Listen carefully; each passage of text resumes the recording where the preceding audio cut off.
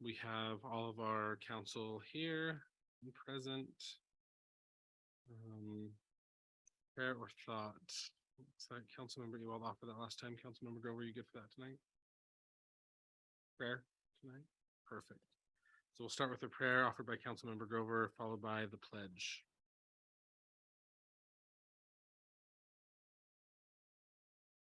Heavenly Father, we're thankful for this opportunity. We ask God watch over and guide us as we make decisions for the city, that we will be able to do those things which are right.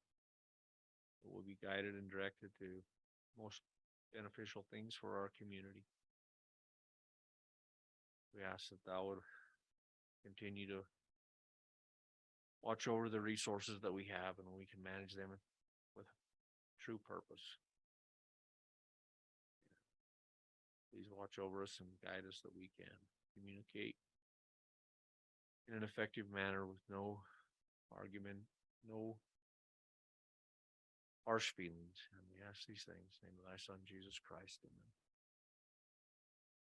I'm not standing up for this either. Allegiance to the flag of the United States of America and to the republic for which it stands, one nation under God, indivisible, with liberty and justice for all.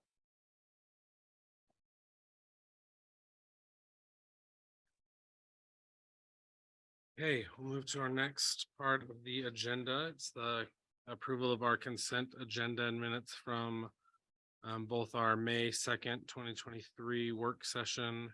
That was our budget meeting, and then our May 9th, 2023 regular city council meeting. Those are both here in the packet.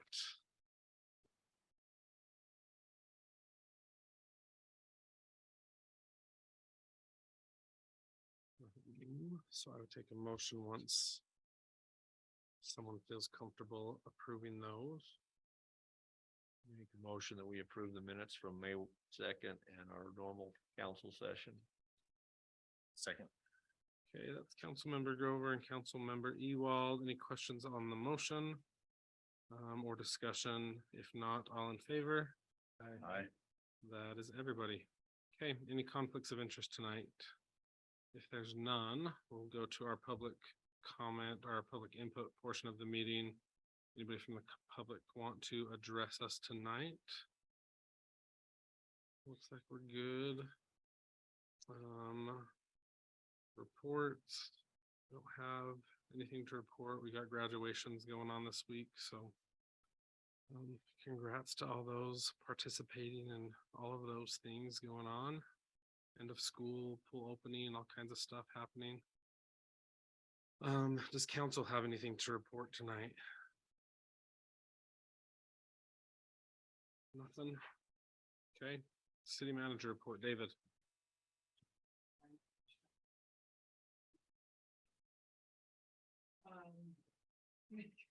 Oh, yeah, most important. We're gonna have our new finance director. Yes. Right, get up and introduce himself.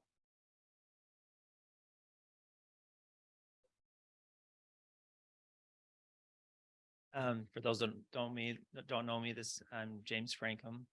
I've been with the county before this for 12 and a half years. And I'm really excited to start this with the city, and I have a lot to learn. I just realizing that Kim wore a lot of hats, and so I have a big learning curve ahead of me, but anyway, I'm very excited to work with the city. Yeah.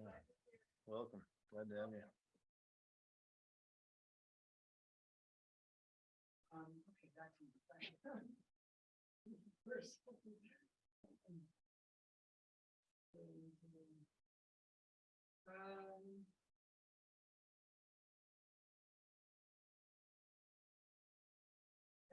Outside of my work for my public staff report, I think we can update. I don't know if there's any questions.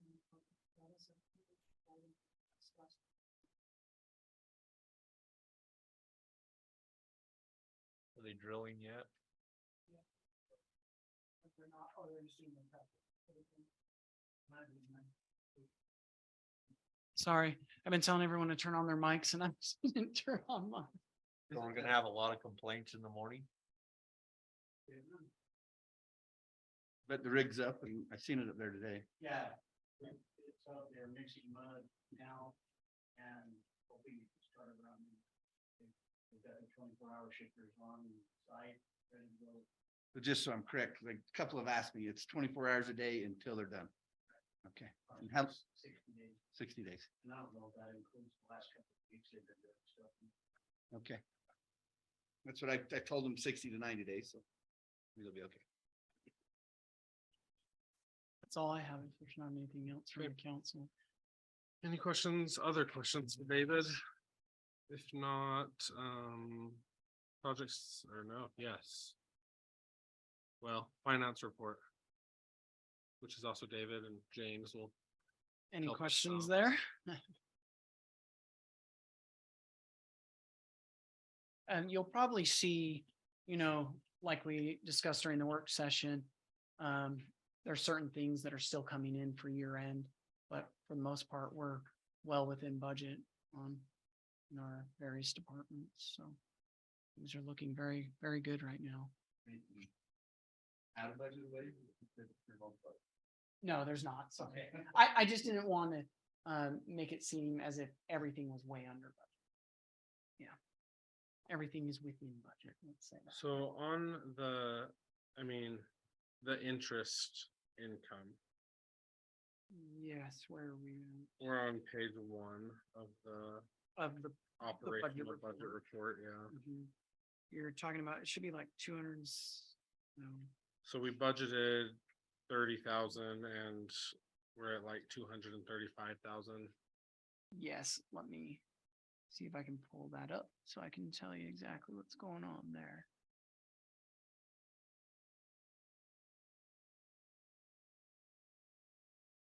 We actually talked about that internally the other day.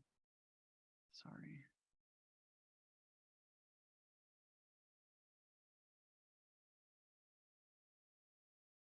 Oh, I'm in the wrong. I'm in the budget report. So I had that same question before, and I think, that we're just, the savings rates have gone up. And we're just saving, that much more in interest. So interest rates have been so low for so long, but Cause I know there was a time where we were doing fairly well on our interest rates. I mean, this was probably, Cheryl might remember like 3-4 years ago where we were doing okay and then they basically dropped off to nothing. And that's, that explanation James gave is the same thing I had discussion with our finance consultant. When we're in our- We can't within our system, click on that 235,000. We can, yeah. See where it all. Cause that could be part of it, that still seems really, really high even for increasing, which is nice, that helps for saving money. so the, like, for example, in the TTIF account, so the monthly, we're getting about 13,000, 18,000, 20,000, and in the past, isn't that much, in the past, it was around 3,000. So I guess that. it's really increased.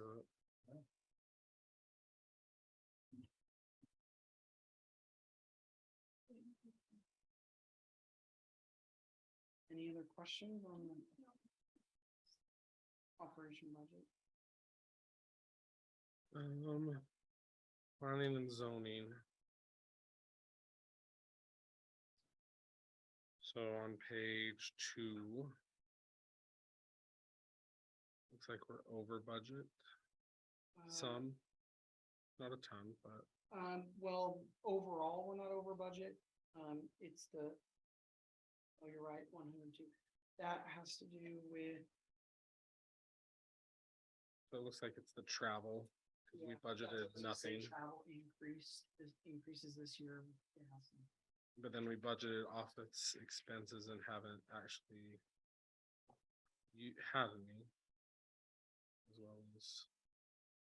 I mean, it's not a lot, but. It is. what it is. Maybe you just look at that for a minute, just income. Yeah, I can Yeah, some reports on those. One. 2022, so it just seems, and maybe we haven't looked into it, earning that much, but that's not a lot for it to be that. I was surprised by those numbers as well. I'll print that out for you, so. Or was it, there's something happened? And then my last question, well, I say last, but just looking at it on page 4. Just our total change in net position is showing a negative 526%.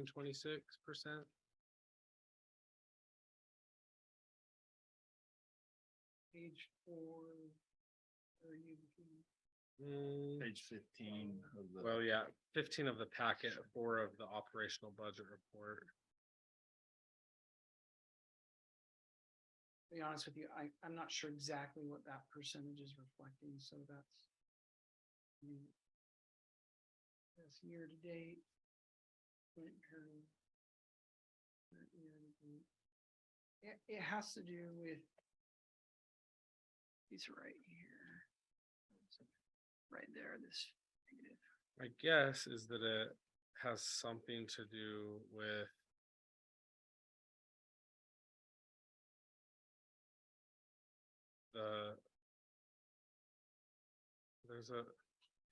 the current period has a weird, it only has like 8,000 in it in expenditures when maybe, well, that the period would be,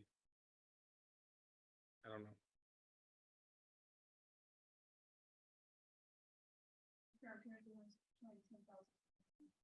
So I'm sure that we're just, We need to, the other things are coming in. Yeah. It's not-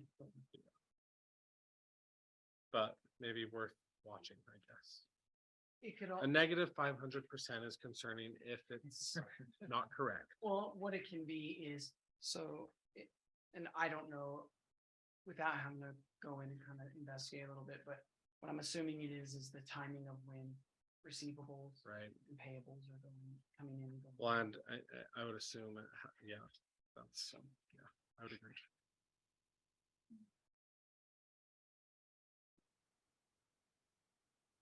Any other questions?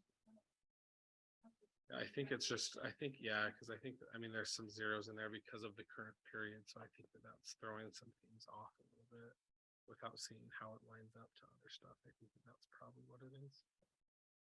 Because the rest of it looks fairly accurate as far as like 66% of three quarters of it reporting.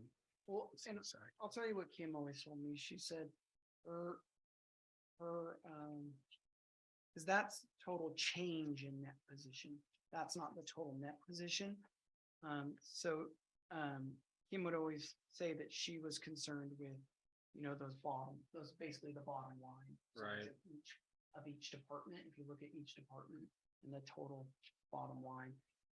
So if you look, we are 91.67% through the fiscal year. And then you can go through each of these and look, we're below 91% in our expenditures in every fund. The only place where we're really above is actually in our revenues. What's the 150,000, 36.2% minus on page 7? 18 of the packet. 150,000. Way I read it, 150,000. What line is it? Total, it's the total non-operating items.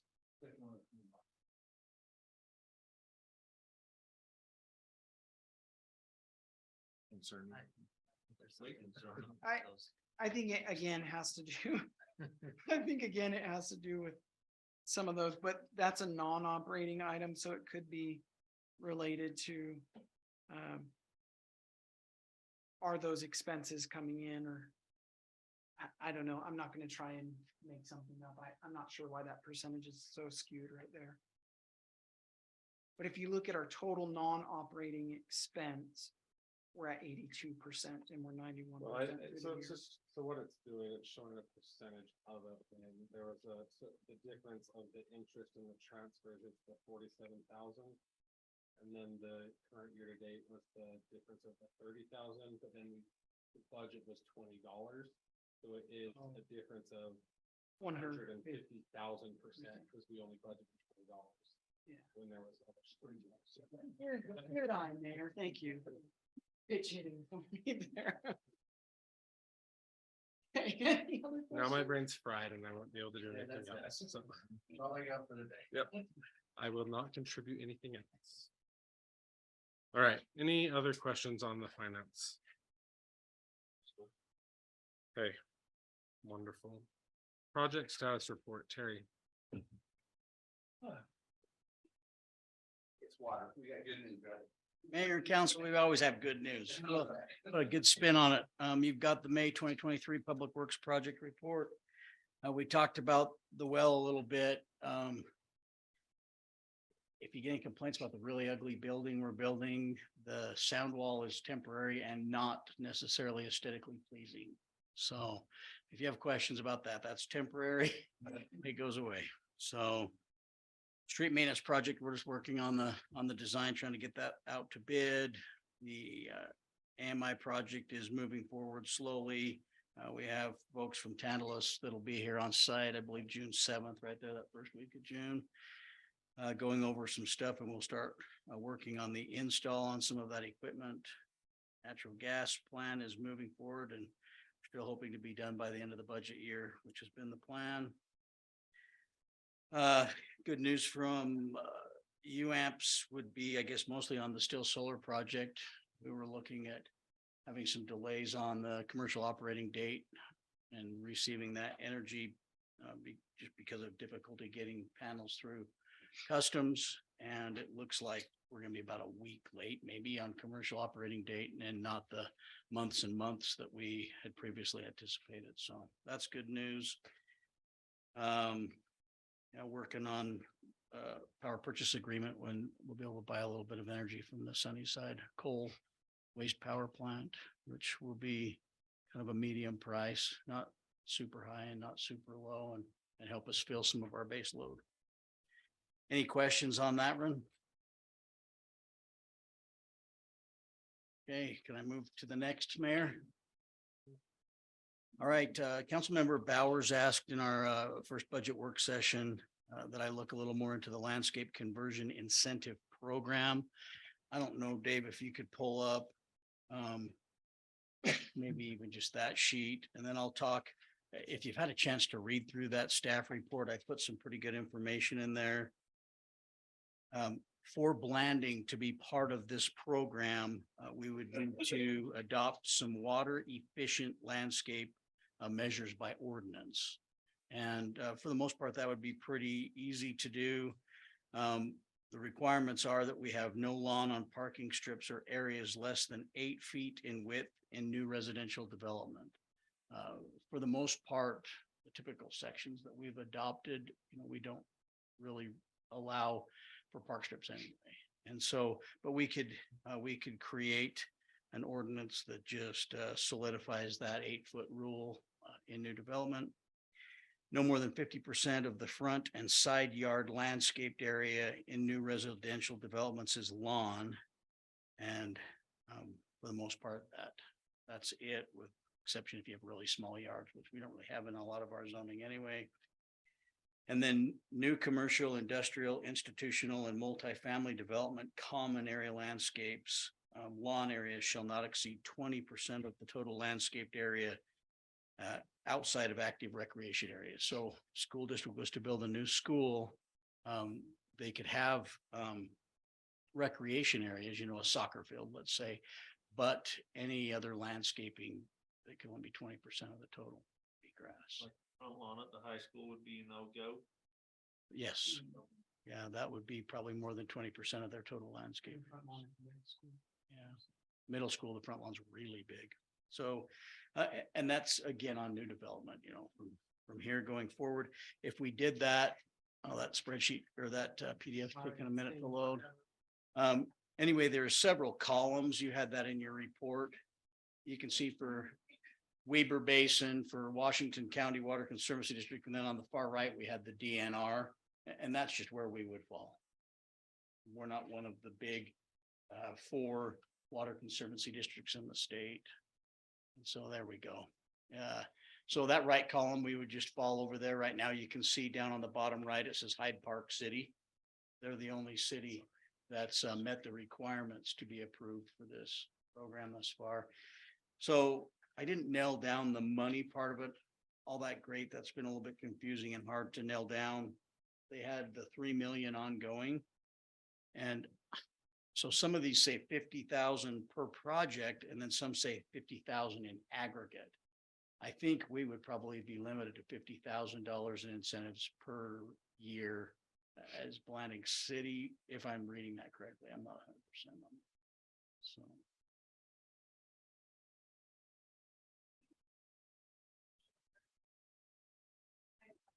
That's it. That's the one that says, yeah, bottom right. Can you see Hyde Park? And so if we had the ordinances adopted into code, then we could work with DNR and be part of this program. According to this spreadsheet, doesn't it say it'll give you $1.50 per square foot? Yes, so when you fall in that column, that's where we're at. I'm not sure. I was trying to talk with the assistant general manager for Weber Basin Water, and I didn't quite I got interrupted at my UAMPS board meeting and didn't finish the discussion. I think maybe they're subsidizing above the state to get to that $3 level, and then they have $1 to $3. And so I that's what I kind of wanted to ask him about is what are the different qualifications to get a different pay or different incentive rate. So I know a little more. If that's something that council would like us to pursue, we could work on some proposed draft ordinance and move that direction.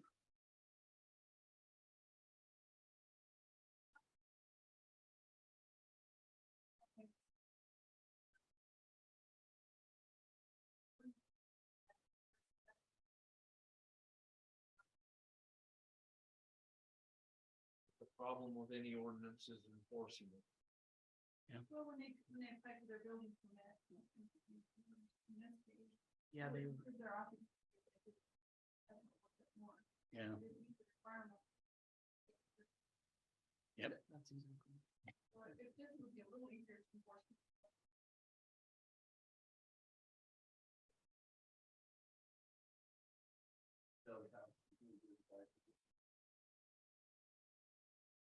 Well, What you have to do is submit a landscape plan, which we don't on the resolution now. You'd have to only have to submit a landscaping plan. And then they date and plan. For that's for new, For new construction. so just for the public's sake, it was Councilmember Nielsen asked about what if a new build was built, someone else came in and changed the landscaping, which had met the requirement. What we would do is probably when we pass if we pass an ordinance requiring new development to meet development standards, what we would say is that any future owners to change the landscaping would have to go through a permitting process to change that landscaping and be subject to that process. Is that basically what you're saying? There's other more simple ways of doing it, and that's just simply having an ordinance that says, hey, we can go give them a citation. I've done this, or I've been in other cities that have done this, where you give them a citation, say they need to replace that tree that they removed or those shrubs that they removed. Otherwise, they're subject to a $200 fine. So you give them like a 30-day window to correct that. Cheap. So, yeah. And that's How where, are you gonna enforce an ordinance that's basically that's where- non-enforceable? but the nice part about this type is, and I've seen it done, is when you go in and you put in a new home and the landscaping requirement is like, you can only have 20% grass and, the rest of, the 80% has to be gravel and stuff. People don't ever go in and rip out all the gravel to put in grass because it costs them more. I've never seen that happen. I have seen stuff where maybe shrubs and stuff are taken out. Those are kind of things that there's not much you can do about. It's just to help incentivize conservation.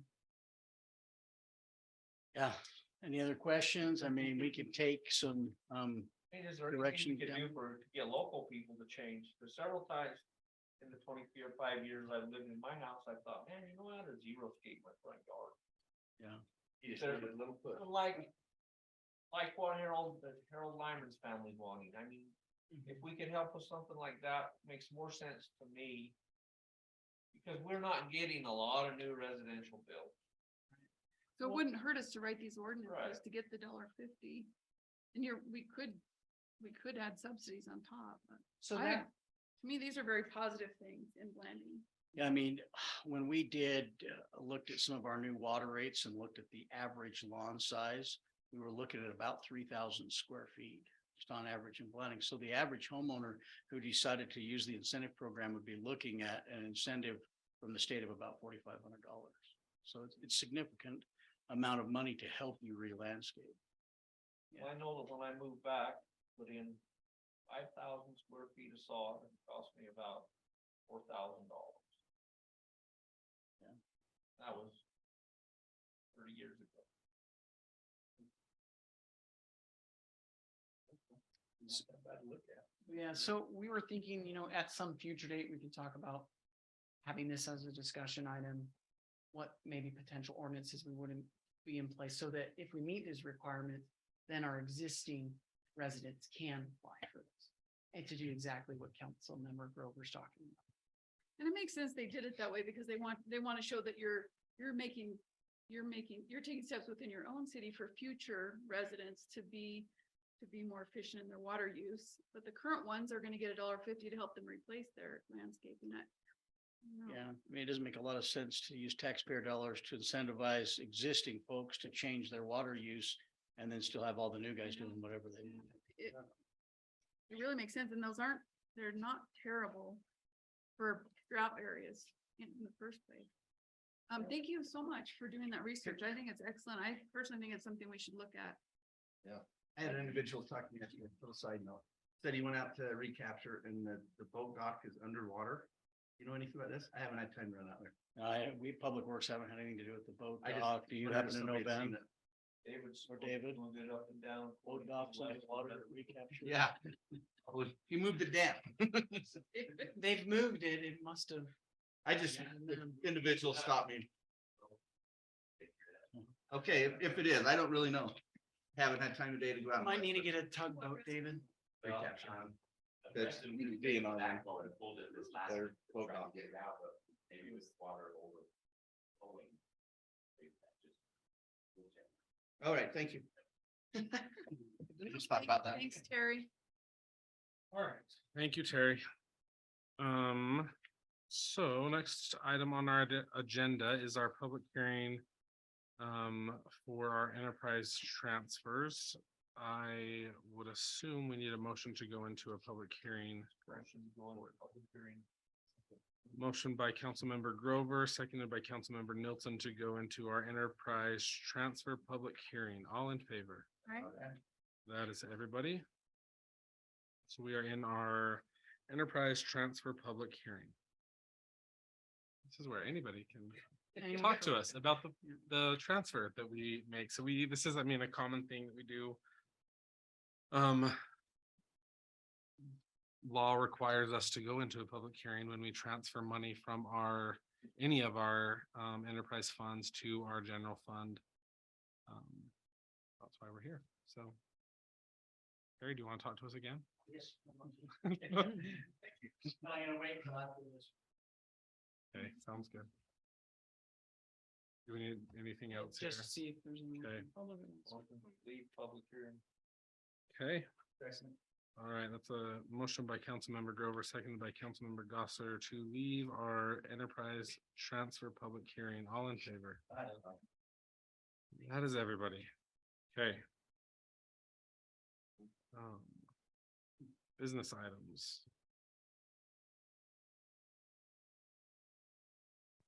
Resolution 5/23/2023 This is our Blanding irrigation agreement. Terry. Mayor and council, we've kind of been over this through it and multiple times. So the last kind of holdup with the irrigation company, we looked at the hold harmless agreement, and that was written to protect just the Blanding City. And I think it was the nature of that previous agreement. It was more, we were having some gives to the irrigation company, and there wasn't as much quid pro quo. They asked that we have something that was a little more mutual. I worked with our city attorney, and he drafted the hold harmless language that's in this current version. And the irrigation company has looked at it. They're ready to move forward. So I would recommend to council that we approve this resolution and approve the water exchange and planning agreement with planning irrigation and authorize the mayor to execute that agreement. Any other questions or discussion on this for Terry or the council? Anybody? Dry wash running down Johnson Street now. Yes. Did it today. It's good. It's full.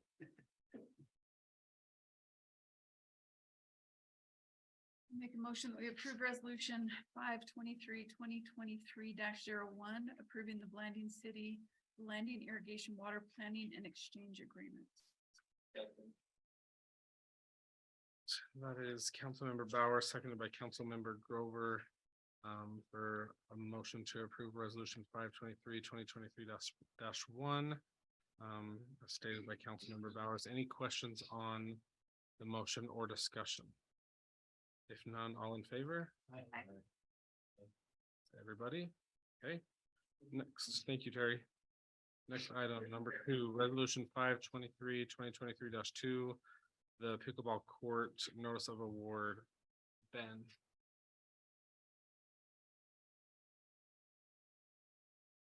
So last year, the city applied for a grant through CDBG for creation of some pickleball courts in Central Park.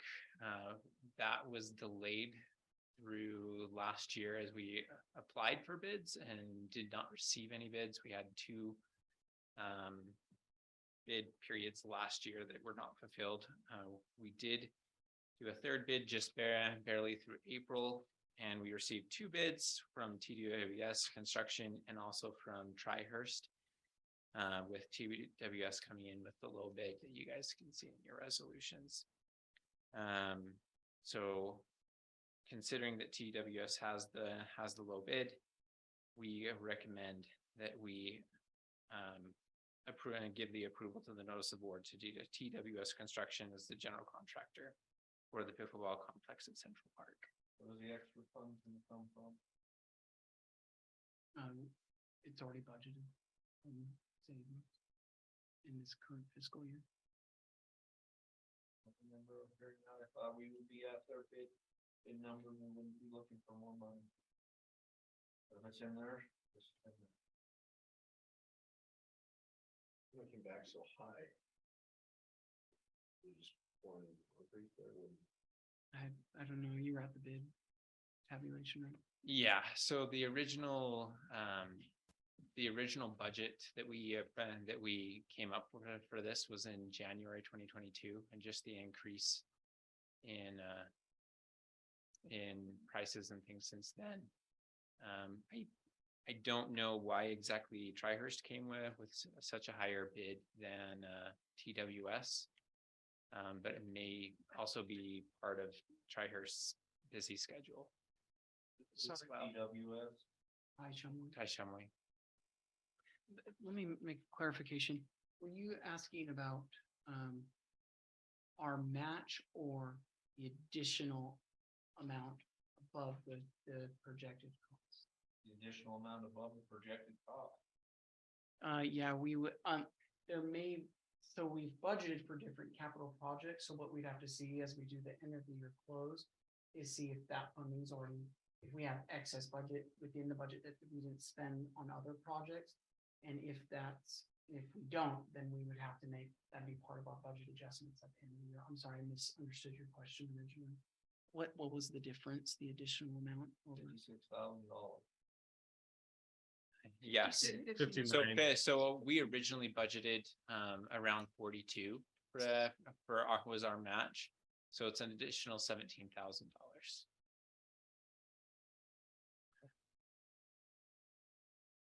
Well, if there's 49% in our general fund, personally, I think this is a good use of tax dollar funds because or sales tax fund, that's mostly where this money's gonna come from, because it's something our entire city can enjoy, every resident in the city. I think it's wonderful, so.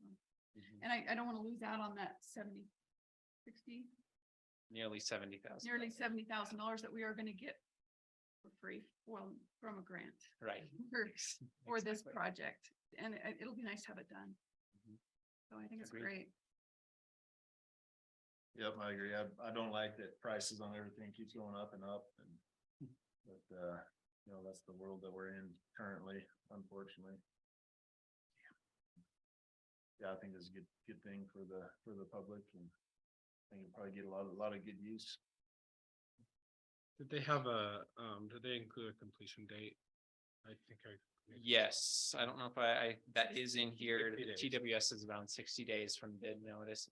It may take a little bit longer than that just because TWS has to meet some CDBG standards and things like that. We have to have a meeting with them. But we can have that done within a few weeks of your approval. Does this include lights, or we're using the light structure that's already there?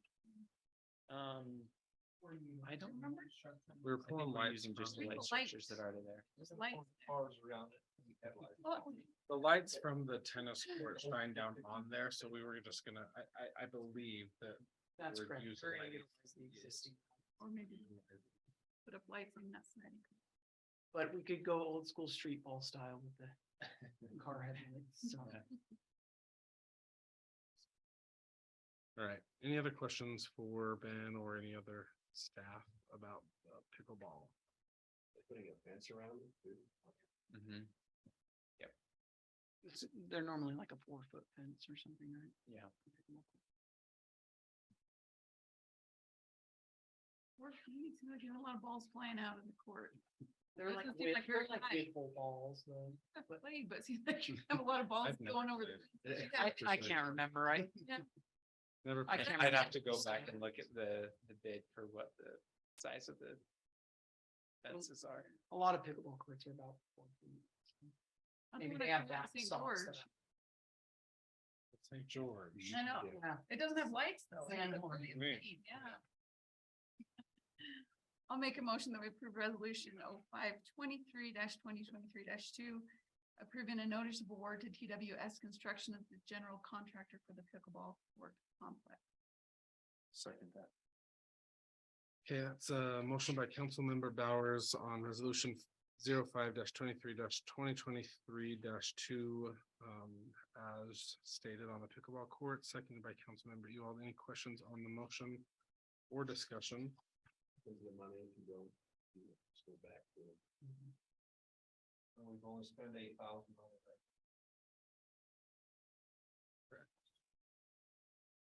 Any other questions or comments?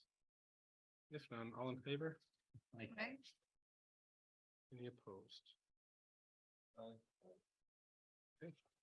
That is Councilmember Gosser, Bowers and Ewald in favor, Council Members Nilsson and Grover opposed, motion carries. Okay, resolution number 05-23-2023-3. The Parks and Recreation Master Plan, David.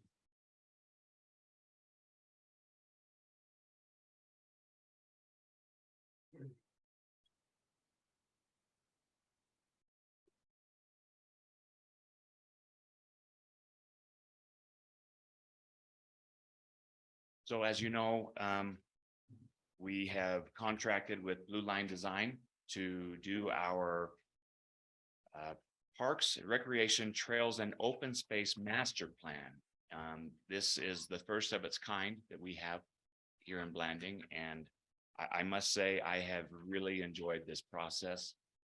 They started from scratch to do this and to see how they gathered the information and used what we had and the projections. It's really been a learning experience, and I've really kind of enjoyed the process and seeing how this has worked. We have Rob Donegan, who's a senior associate with Blue Line Design here tonight to go over some things with you. And then our recommendation when he's finished with that would be to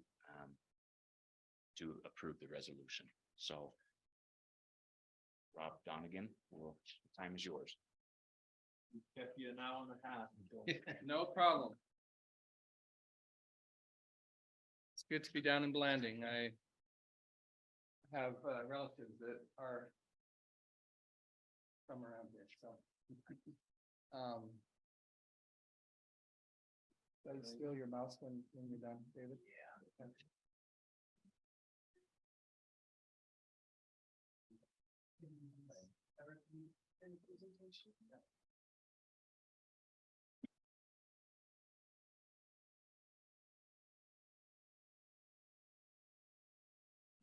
Somewhere.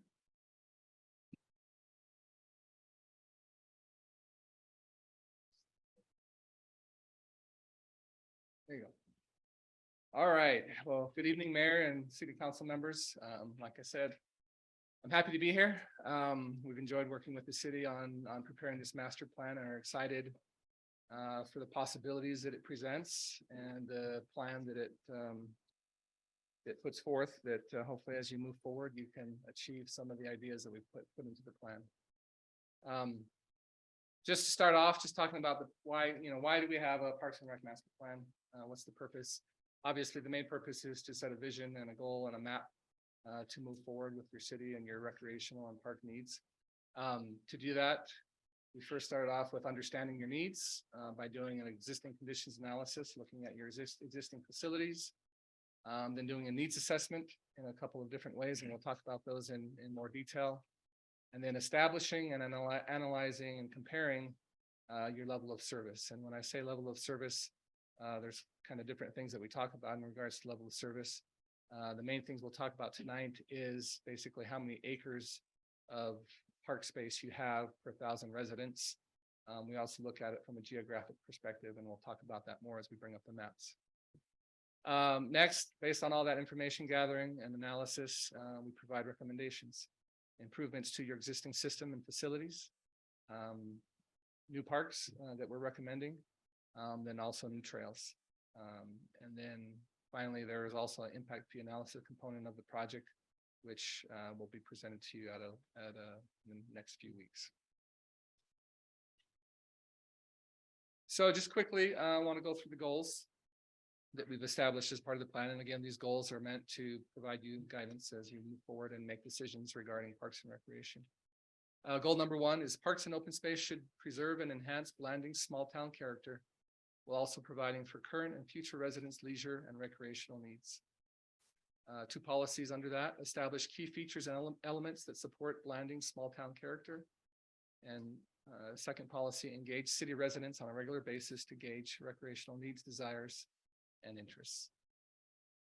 So we have 5 goals. Goal number 2, establish and maintain a minimum level of service for parks, recreation facilities, open space, and trails, both in quantity and geographic location, that provide for residents' needs and all types of recreationists.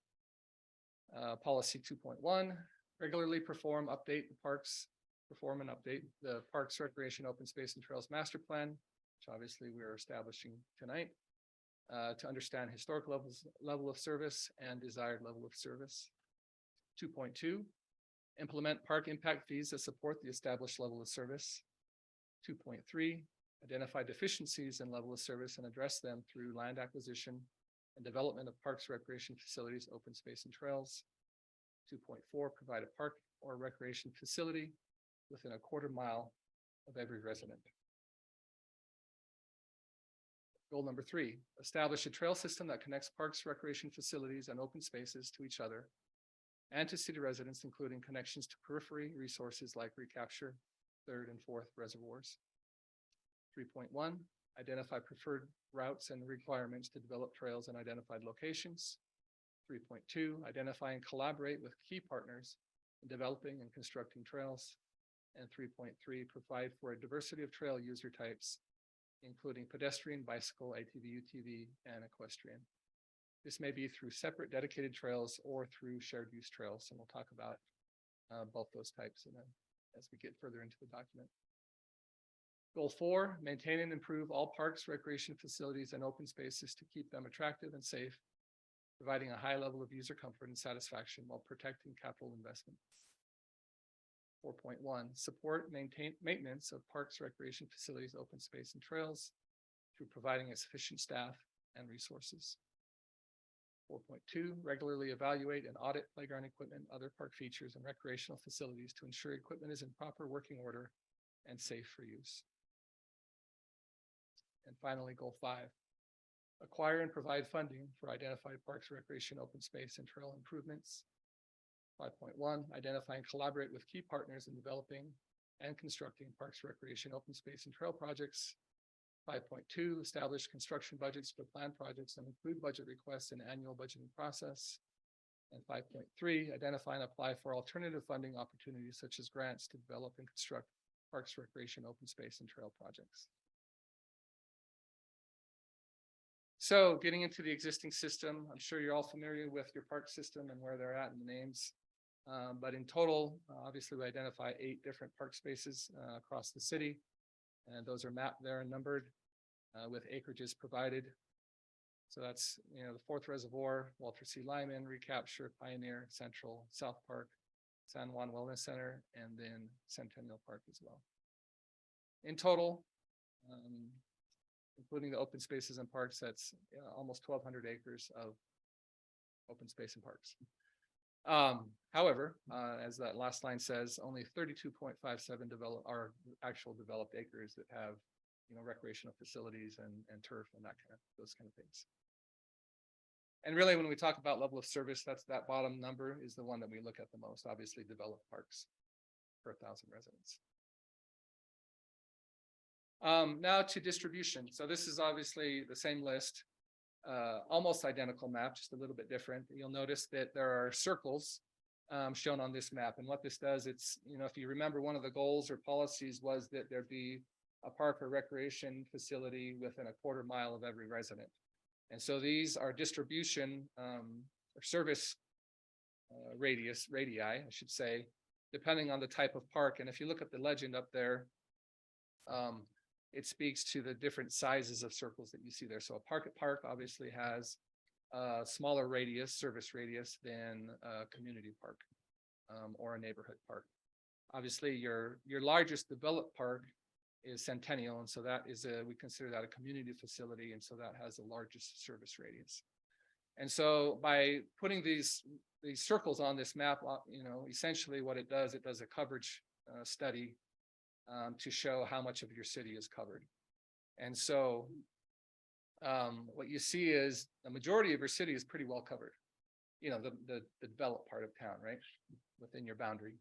What you see, and I'll highlight here, is really your northern part of your city within your city boundaries is left a little bit underserved as far as, a park distribution analysis.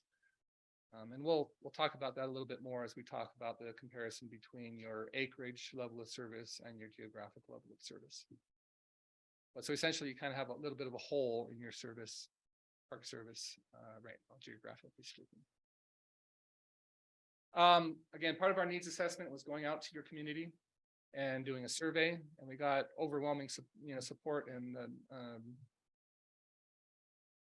very high percentage of people participated in the survey. And I think that was really due to the advertisement and encouragement of your staff to get these people involved in taking this survey. So applaud to them for their efforts in getting a good response. I won't go through all the questions. I just put, selected ones up here, and hopefully you've had an opportunity to read through all of them that were included in the master plan. But some of the questions, what's your overall opinion, of Blanding City Parks? And so, obviously the majority of people said it was good. which Blanding City Park does your household use the most? Again, Centennial, I think, has the most activities. It has the most usage. And then really getting into kind of what people want to see. This question is, what specific park improvements would best meet your recreation needs? And then we had a whole laundry list of different things they could choose from. We asked them to mark 5. And so I've just listed the top 5 results there. A restroom and splash pad were tied for 1 with, 50% of the respondents wanting those to be, what you guys provide. Coming in 3 is trails and walking paths, 4 trees, and then finally drinking fountains. So it's kind of interesting. We really find these studies interesting to see just what people like in their parks. My guess would be that no one would have ever guessed that people would have said drinking fountains would have been in the top 5, but there you go. But yeah, we typically find trails and shade really usually rank pretty high on these studies. And so I think trees, in addition to this, the beauty they provide, what they provide also is shade. So those are pretty consistent with what we typically see. And then obviously splash pads are always popular. Restrooms was an interesting one, and maybe that's just due to the maybe some of the parks don't have adequate restroom facilities. So okay, continue on. Just a couple more questions. How often do you walk or run for exercise? Again, just interesting to know what your citizens are doing. And then if so, and then question 18, sorry, was about recreation programs and which ones they use. And so again, that's just a list of what recreational opportunities your citizens are using. So to the level of service discussion, again, I talked about it geographically a little bit, and we'll talk about it by acres. Again, we talked about having essentially 1,200 acres of total park space and open space, 32.57 of that being developed acreage. With a population of, approximately 3,300, your existing level of service based on developed park space is 9.8 acres per 1,000 residents. The National Recreation Parks Association recommends that you have 5 to 9 acres. And so you're, kudos to Blanding, you're above that recommendation at 9.8. And then just, doing a study of, over 30 cities in Utah, those average out to be about just over 6 acres per 1,000 residents. And so your average is above that as well. So good job in doing that. I think moving forward, the city obviously has an interest in maintaining an above average park per 1,000 or park acreage per 1,000 mark. And so our plan recommends keeping that above 8 acres per 1,000 residents of developed parks in your city. So going on to the recommendations again, and I'm not getting into a lot of details here. Specifically, we'll look at some of the newer things that we're proposing. The recommendations for the existing parks, some of them are new things, and we'll talk about those. A lot of them are, again, providing shade or updating restrooms or, providing ADA access or updating playground equipment or those kind of things. And so that's obviously in the document that you can look at in more detail. But in regards for our new parks and our new trails, so this map is essentially a graphic representation of the master plan. And so it shows your existing parks and then shows 2 schematic conceptual locations for 2 additional parks in that underserved northern part of the city. And the next slide will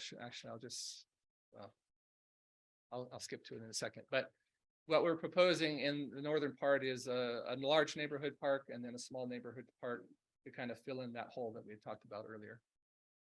In addition to that, as you well know, Blanding doesn't own or operate or maintain any existing trails. You don't really have a trail system. Obviously, there's ATV trails and UTV trails and BLM trails and open space trails, but those are all kind of outside and of the city's purview and not really formalized. And so what we're proposing are these new trails.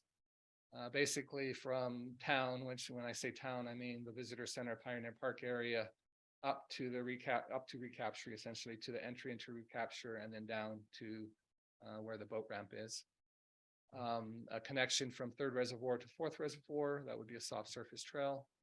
And then from Fourth Reservoir to town. And I'm trying to remember the name of that road that we show it connecting to. It's like Bushy. Yep, it's the one on the west side there. This, let's see if I don't have the, oh, there it is. Let's What's see. your address on your proposed number 9? No address. Yeah, that's what I see. It's just, But the answer to that is- what this shows is just conceptual areas where a park is needed. So, you know, if Eric Grover kills over and his kids want to sell the property. My kids were already under the agreement, nothing that I have to fulfill after I die. Again, all it does, and you'll see this on the next slide, is we do another radius study of service area. And all it does is say, okay, we have a hole here, we have a hole here, we have those circles, and those are just geographically the center of those circles we overlaid. So they have no reference to any specific piece of property. They're just purely filling the gaps, you know, conceptually speaking. But I know that one's my backyard. Okay. Although the other one's my bad. I know. We have donated ground. You guys are wonderful. And then finally, Pioneer Park again to the existing ATV, UTV trail east of town, and that's really just a pretty short stretch, just on the southeast corner of Pioneer Park. Oh, sorry. So in total, sorry. We're just over 1,200 acres now in total acreage, but we go from 32.57 acres of developed park space to 48.57 acres of developed park space, so.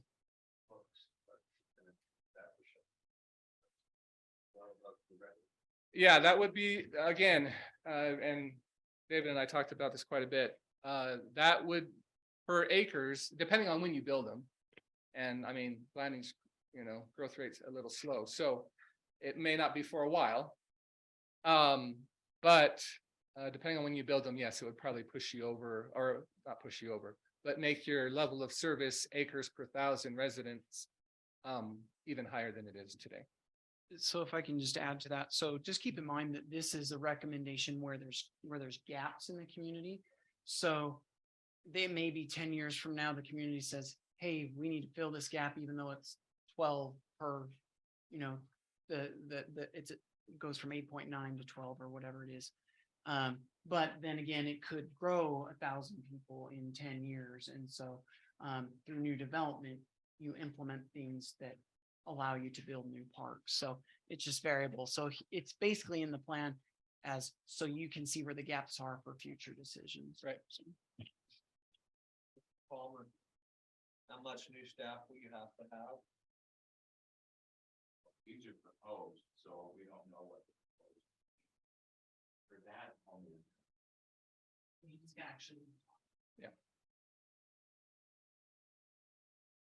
Okay, so then this is again the companion map that shows the service radii, and so you have a pointer, or is there a pointer? I can just stand up there. Yeah, it doesn't show up very well. Anyway, you know where it is. It's your backyards. That's right. But you can see this again, the service radius of those two neighborhood parks fully covers within the city boundaries of those areas that currently aren't covered. So again, that's the point of having those park spaces in those locations. Finally, based on the community survey, we make some recommendations of potential ways that you can enhance your recreation program. Having, you know, more outdoor community events, specifically, you know, like movies in the park was mentioned. Non-sports programs like arts and craft activity type things. fishing courses. Pickleball instruction, once you get your pickleball courts in, was specifically mentioned. And then additional adult sports. Obviously, the majority of your recreation programs are for youth. But there are some adult programs, and there was a noted desire to have additional adult programs as well. And then finally, the staffing, doing some, again, some study and comparisons. We are recommending that with your current facilities right now, that potentially you could have 2 additional park employees, full-time employees, and 2 additional recreation center employees as well. So I think that is the, oh, sorry, forgot the actual graphics. Some of these aren't that exciting because they're just trails, but this is Fourth Reservoir, north is to the right. And so this is just showing the proposed shared use trail that would be around Fourth Reservoir as one of the potential projects that you could tackle. Walter C. Lyman, again, there was a lot of sentiment through our survey that there's a desire to kind of reclaim, revitalize Walter C. Lyman Park. And so part of that includes, providing, formalized parking, revitalizing and revamping the playground area, providing additional barbecue areas, again, formalizing a trail around Third Reservoir that connects to, as you may know, there's additional property to the east of the currently developed Walter C. Lyman Park that is also city property. So potentially adding a trail around there. And so those are just some of the improvements that are being proposed at Walter C. Lyman to, again, revitalize it and bring it back into the fold, so to speak. This is a zoomed out version of recapture. So again, it's showing the shared use trail that would be from the road entry all the way down to the boat ramp area. And then a trail that would go around basically from that area to around the northern side of recapture all the way to the east side, all the way down to where the road, dead ends into the reservoir. Several years ago, the state used to build a trail all the way around. They did. Yep. So yeah, cleaning that up, formalizing that. And then also we do a kind of a typical, we're showing similar improvements on the west side and the east side. Again, these are long-term ideas. Showing again, formalized parking, a beach area, again, the concrete, boat ramp, rock pier that would go out into the water as well. And then some more trails and picnicking areas, along the west bench or the west bank there. And then similar kind of mirrored improvements on the east side as well. Yep. If you remember, council, that including recapture within our plan allowed us to utilize that as a match for some of the things like the boat dock. Things like that. Then finally, these are, again, we kind of label these as typicals. And so exactly what improvements may go into them. And again, when these happen, who knows? But we've shown, kind of typical improvements in a large neighborhood park and then a small neighborhood park. Items in the large neighborhood park, obviously playground, pavilions, restroom. We do show splash pad, pickleball courts, basketball court, walking paths, obviously a lot of trees, kind of all those things that were on the list. And then the small neighborhood park, obviously smaller, not as many amenities in that one. The large one would have potentially have a multi-use sports, field area. The smaller one, you may play, little soccer on there or something, but it'd be more of just a multi-use lawn area in the park. And then maybe a sports court and again, a playground, pavilion, restroom, kind of things in the small neighborhood park.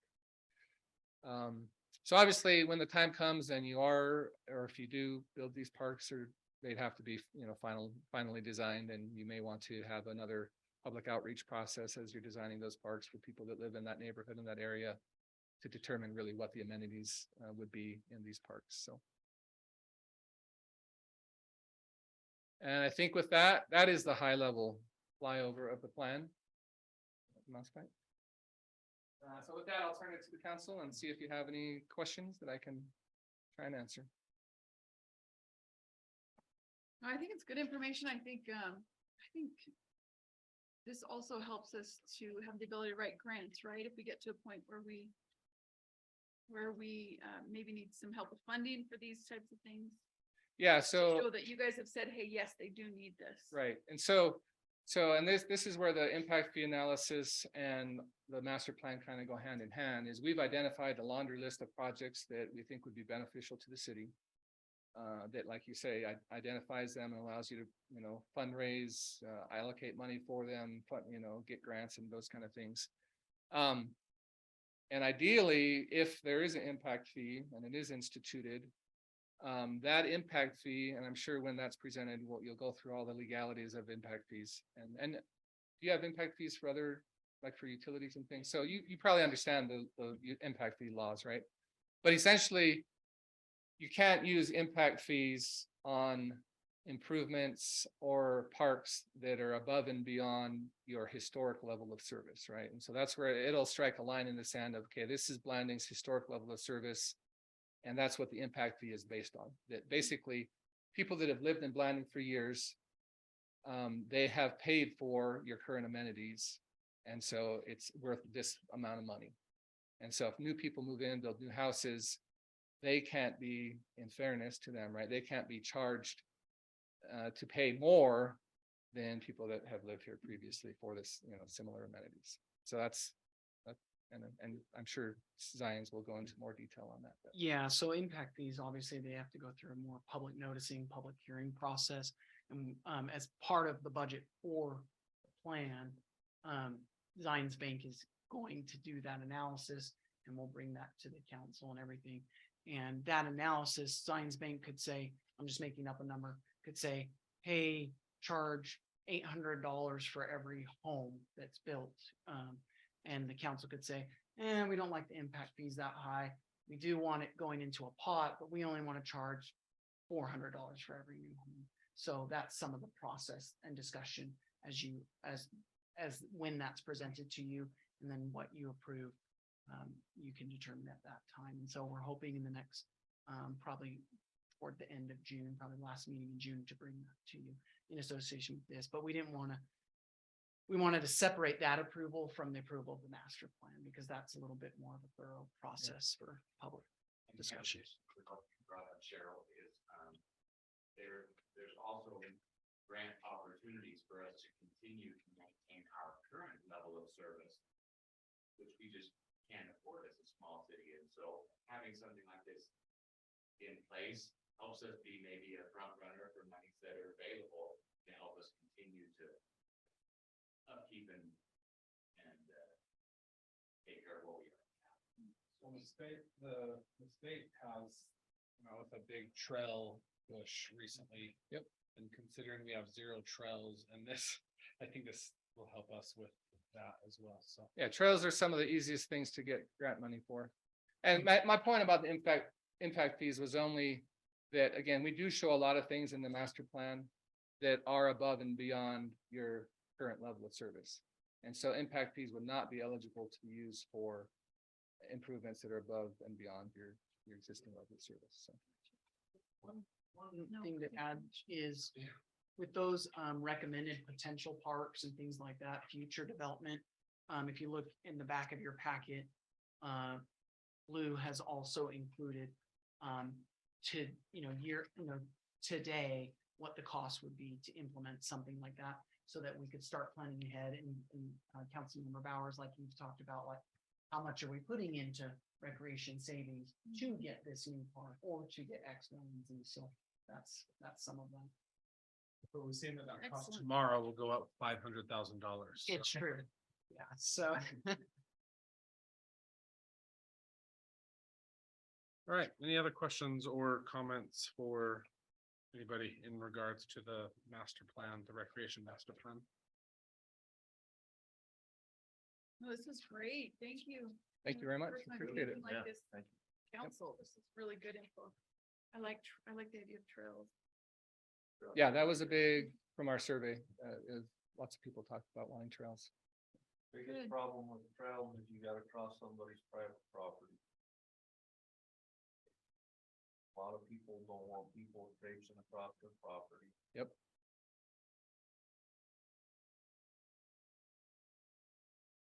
And that whole Brushy Basin Trail would be across one individual's property. And that's not mine. yours is where the new park's going. Yeah. With you have a decent well at the property for a splash pad though, right? Yes. Yeah. Awesome. Well, thank you. Thanks for coming down and being part of it problem. and coming in person. We My appreciate it. pleasure. Thank you. If there's no other questions, I would accept a motion to approve resolution 5/23/2023-3. We'll make a motion, we adopt resolution 5/23/2023-3, adopting the Parks, Recreation, Trails and Open Space Master Plan. Second. All right, that is Councilmember Ewald, seconded by Councilmember Nilsson. Any questions on the motion or any discussion? If not, all in favor? I, That is everybody. All right, that is the end of our planned agenda tonight. Any need for a closed session tonight? Okay, David, should we do a closed session tonight or another date? Discuss that. Running pretty long already.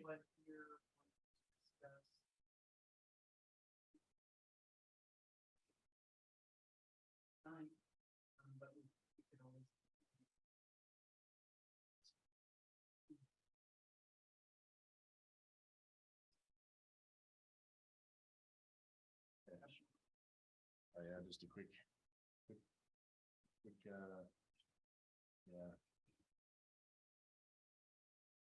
okay, so I would Thank you. accept a motion to go into closed session to discuss personnel.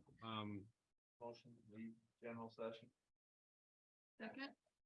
Okay, that's Councilmember Grover, seconded by Councilmember Bowers, all in favor? I. Sounds like everyone, so we'll leave and go into closed session here in a couple minutes.